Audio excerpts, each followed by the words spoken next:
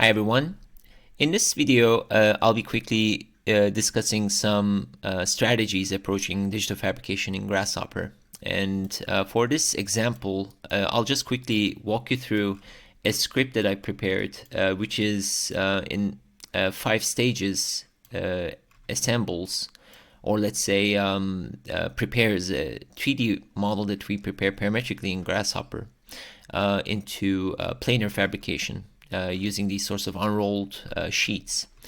And I'll in this video I'll just like run down through these stages, and then I'm planning to prepare some other videos about how to approach each of these stages and what to actually think about in terms of fabricating these complex geometries that could be used for various purposes, particularly for artistic reasons as well.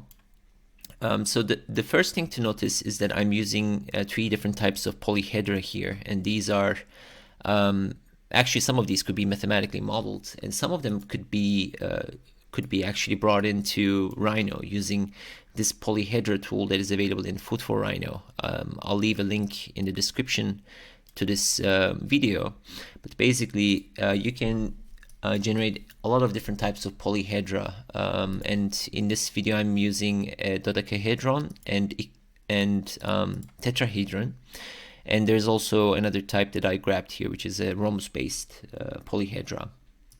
And we can use these to develop a parametric mesh that could be input to Kangaroo.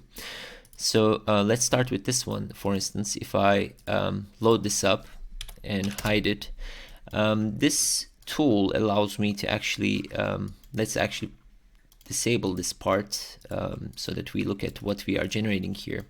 So I'm actually outputting a mesh that is suitable for mesh relaxation simulation, and this could be parametrically controlled. So I can control its inner shape or outer shape, like how much we want it to be scaled up or down.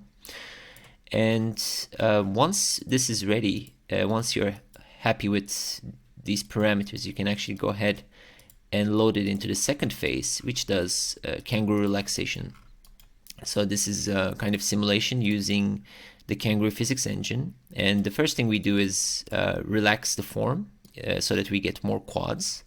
This workflow tends to work better with quad type of meshes, but then you can also try triangular versions as well.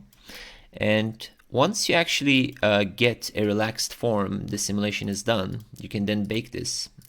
These could be connected as well, but I actually disconnect them for different reasons. Basically, like when you're doing a physics-based simulation, you want the output to be baked and then input to subsequent workflows. And then these forms we can actually automate unrolling. And for this one, I used a stripper tool located here. This is a plugin called Stripper that actually generates various types of strips using mesh inputs. And let's see what happens when I put this in. So this is right now generating 2 types of strips. The first one is displayed in white, going in I think in U direction. So the U direction curves, if you want to see, you can visualize here. So these are running inside out, and the other direction is the V direction, and these are kind of ring-based strips. And you can also do some sort of smoothing or offsetting. I actually didn't do those, but the goal is here to create a continuous surface. You can also create some sort of patterns on these strips, but I'm just covering the basic workflow. Here I also have a smooth tool which tends to offset these meshes. So if you were to, let's say, do a bit of smoothing, you can see the strips are getting kind of offset, and you can get some sort of woven type of effect. But these also tend to get trickier, especially if you want these joints to have connections for digital fabrication. So maybe we look into that more later when we are covering this tool. And once we have these strips, that are defined. So if you look at here, for instance, this one, this is a ring based. So if I bake this geometry, these will be individual rings that could be fabricated. And because they're meshes, they could be unrolled as well. And to do that, we are actually in the next phase, moving here. Let's look at what's happening in the top row. I have built a custom unroller function here. So what it's doing is, it's written in C#, but basically I'm going through all the meshes that we get here, and I am converting them into boundary representations, because you can only unroll boundary representations, and then they are placed in a grid here, so that we are not only tagging them, but also we are unrolling them. And when you hit true here, that will do the unrolling operation. So this is kind of a toggle that we could use. It takes some time to generate, but basically we are getting the blue strips and the white strips organized in this fashion, so they will be sprayed out. And then in the final phase, I'm basically working on the unrolled pieces and placing these sorts of holes for joints. And these holes are located at the centroid of the quads. So these are the quads that we unrolled. And so they are located at the center of these quads. So what will happen is that the strips running in the U and V directions, they will join at these holes. So they have to be, their location have to be coordinated and computed. So that's basically this final stage. And once we do the baking, let's see if this is true for now, but let's actually do false and true. This is just enabling us to output the boundary. So if I bake these geometries here and bake their holes as well, we also have tags that needs to be kept track of, because you want the tags to be associated with these sorts of geometries, especially when you're going to laser cut them. So the tags are located here. So you can also bake these into corresponding layers. But then you will see here, I not only created tags on the 3D form that will tell me where those strips are located in the final form, and I also have these shapes here that is that we can laser cut, right? But the trick here will be to actually organize these on sheets so that we don't waste a lot of material, because you can see that some of them are very organic and they may have to be fabricated out of flexible pieces. But this would be the overall agenda. So you want to create a model where you have generated pieces on the 3D form that you want to build. You have some identification for these tags, and then you created their unrolled versions that are suitable for laser cutting, especially like they have to be converted into curves so that they could be cut.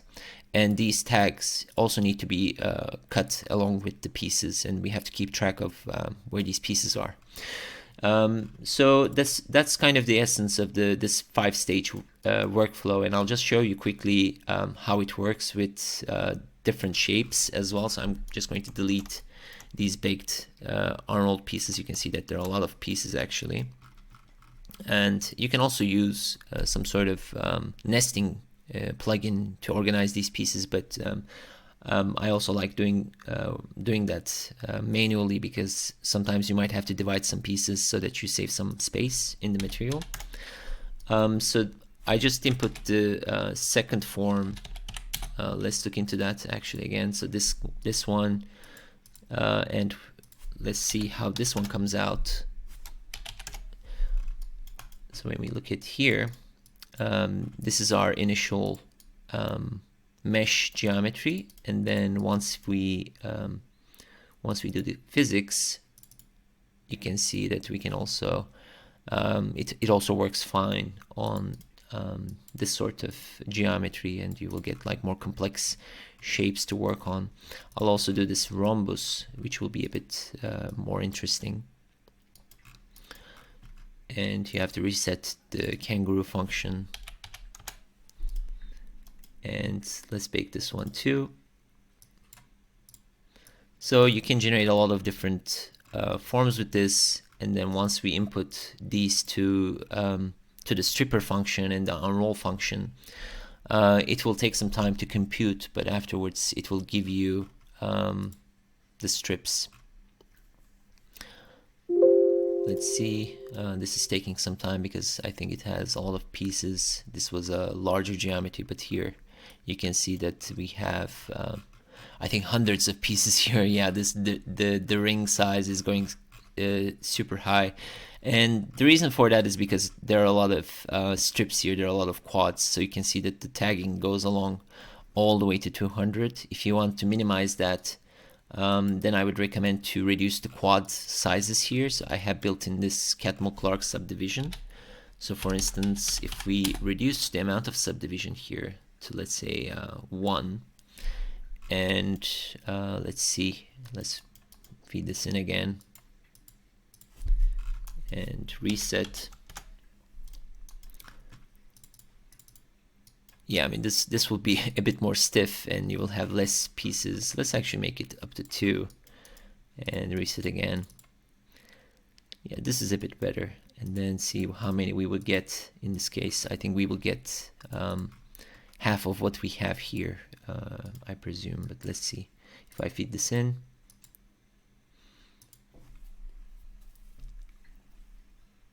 yeah, here you can see we have 120 strips running in one direction, so that there are still a lot of pieces, but the whole process could be automated, and we have to compile these pieces and keep track of them to build this complex shape here. And normally you can start with shapes that have less faces to make sure that this workflow is working for your meshes, and then you can move to a more complex form if you have understood how this assembly process is working. Yeah, so that's it in a nutshell. So that's kind of a parametric digital fabrication workflow for you. I'll be producing more videos about these stages in the upcoming videos. So until then, take care.